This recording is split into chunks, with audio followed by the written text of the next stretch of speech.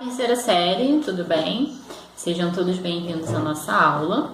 Hoje nós vamos dar continuidade aqui ao capítulo 5, fazendo a correção do dever de casa, né? Então vamos para a resolução, os comentários, né, de mais umas questões aqui da prova do Enem, tá?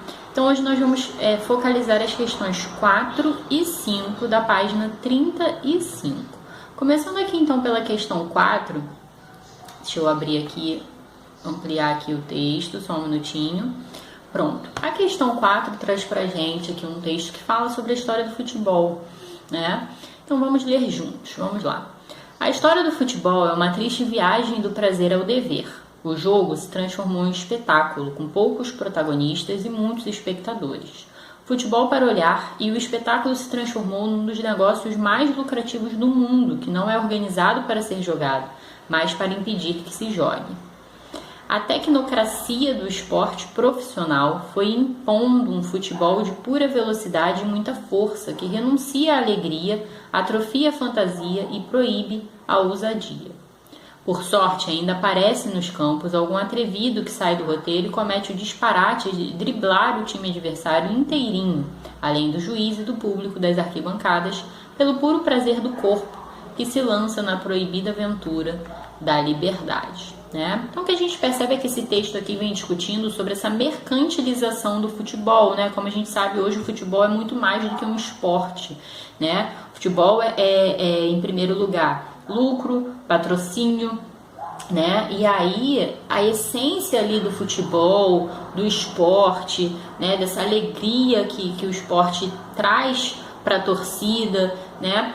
Foi se perdendo um pouco.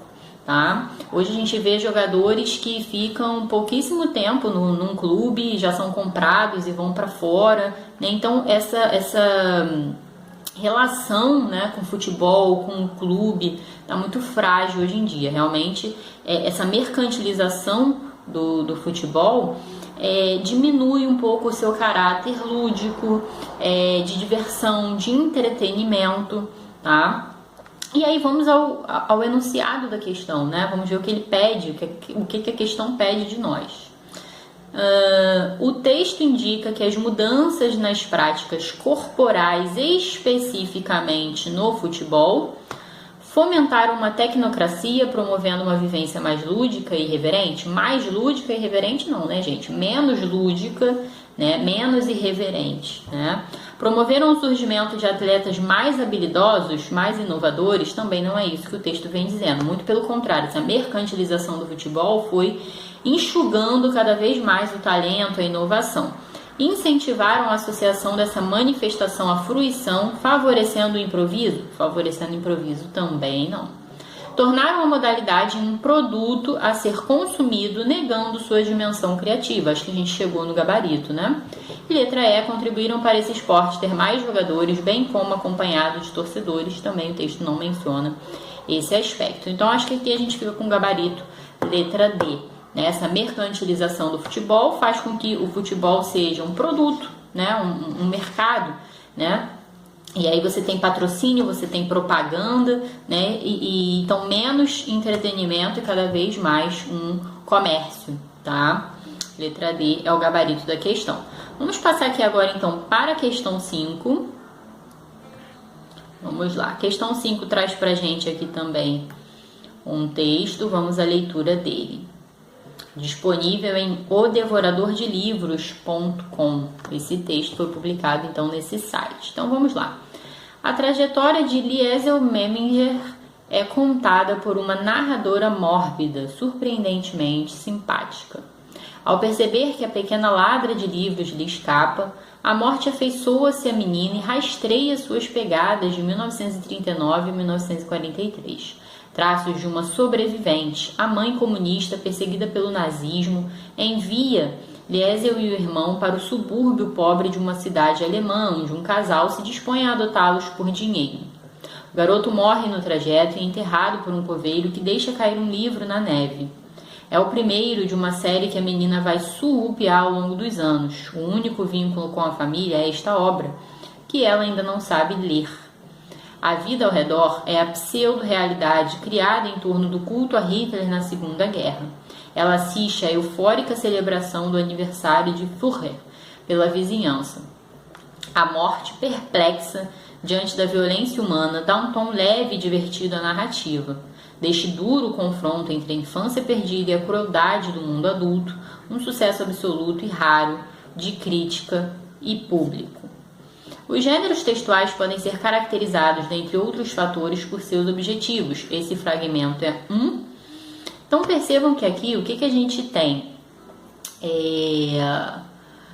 Uma espécie de resenha, né? Eu acho que esse texto é uma resenha, né? Ele apresenta resumidamente aqui detalhes dessa obra, né? Opiniões que são dadas sobre o livro, tá? Então a gente tem aqui, a trajetória de Liesel é contada por uma narradora mórbida, surpreendentemente simpática. Então a gente começa aqui com uma descrição, né, do livro, uma ambientação do leitor, né?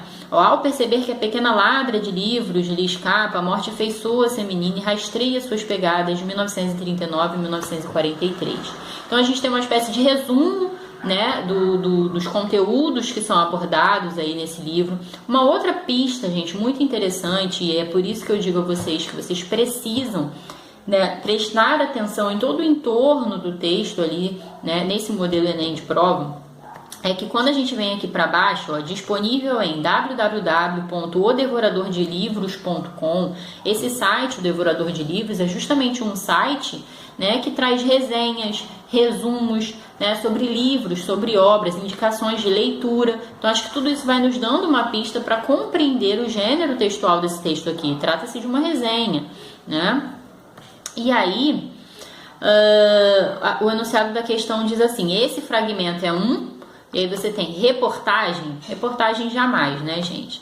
Resumo, pois promove o contato rápido do leitor com uma informação desconhecida.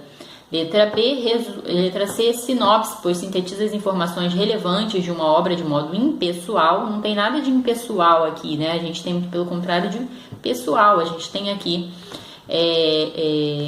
alguns pitacos aqui de opinião. A morte perplexa diante da violência humana dá um tom leve e divertido à narrativa. Olha só, leve, divertido. Então está sendo caracterizado, né? Está sendo caracterizada a forma como a abordagem dos fatos é trazida aqui pela obra, tá? Então vamos eliminar a letra A de cara, letra C, tá? Letra D, instrução, pois ensina algo por meio de explicações. Isso aqui não é uma instrução, não é uma receita, não é um manual, né? E aí na letra E a gente tem resenha, pois apresenta uma produção intelectual de forma crítica, né? Eu acho que aqui as letras A, C e D são absurdas, né? Mas vamos dar uma olhadinha de novo na letra B para ver o que tem de errado aqui. Resumo, pois promove o contato rápido do leitor com uma informação desconhecida. Olha só, não necessariamente desconhecida, né, também do leitor. Isso aqui é uma resenha crítica, né? Muitas vezes a gente assiste ao filme primeiro, ou então a gente faz a leitura do livro primeiro e depois a gente lê uma resenha. Não necessariamente algo desconhecido para o leitor, né? Porque a resenha crítica, ela traz uma leitura mais afinada, né? Da obra, tá? Então não necessariamente desconhecida. E também isso aqui tá mais para uma resenha do que para um resumo, né? Por quê? Porque o resumo, aí sim, ele normalmente né, um pouco mais impessoal. Aqui a gente tem muitos pitacos, né, de opinião, né, o que vai mais para resenha, vai mais para o lado crítico, né, por isso a gente fica aqui com a letra E, resenha, pois apresenta uma produção intelectual de forma crítica. Eu acho que aqui nas últimas linhas desse texto, ele fica com muita cara de resenha. Olha, a morte, perplexa diante da violência humana, dá um tom leve e divertido à narrativa deste duro confronto entre a infância perdida e a crueldade do mundo adulto. Um sucesso absoluto. Ele coloca entre travessões aqui, e raro de crítica e público. Olha só, raro, né? Ele vai caracterizando a obra como algo raro, né? Diz que é um tom leve, um tom divertido, né? que é trazido aqui por essa narrativa. Então a gente tem uma perspectiva crítica aqui, a gente não tem um mero resumo. Olha, a obra trata disso, o autor fala daquilo, mostra. Não, a gente tem pitadas aqui, né, de opinião, de crítica, então a gente vai marcar a letra E. Bem, vamos ficar por aqui então, por hoje é só. Fiquem atentos à descrição do dever de casa e também da atividade devolutiva da semana. Beijinhos e até a próxima aula. Tchau!